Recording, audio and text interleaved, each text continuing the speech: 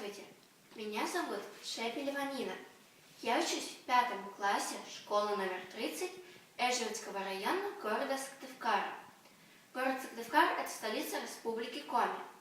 В этом году нашей республике исполнилось 95 лет.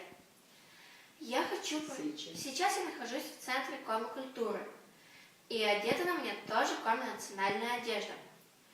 Я хочу рассказать вам 2 стихотворения коми-поэта Александра Некрасова.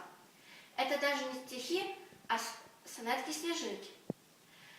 Их еще можно назвать баснями в миниатюре. Имела смелость смать первый стих на русский язык. Порш да коза.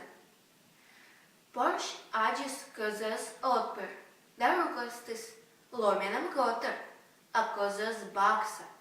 Те порш и горта аскоттеп корш. Свинья и коза.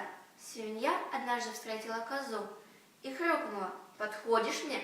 Хочу козу-жену». «Ведь ты свинья», — проблеяла коза, — «супругу поищи, чтобы тебе было родня». Слон да шир. Слон Дина отпер лапты шир, да шуис сейше никшиктыр. Ме вылаторит тальчин, кычтен табу янчин. Слон сдукмат олышчов, а сейше шуис скоро. Мы-то баран бызган сырен, от тальчика and вов. Слон и мышка. К слону однажды мышка прибежала и бойко прошептала: «Ты наступил вчера так больно, и как тебе не стыдно?» Слон чуть подумал, помолчал, затем сказал сердито: «Что ты, врунишка, заливаешь?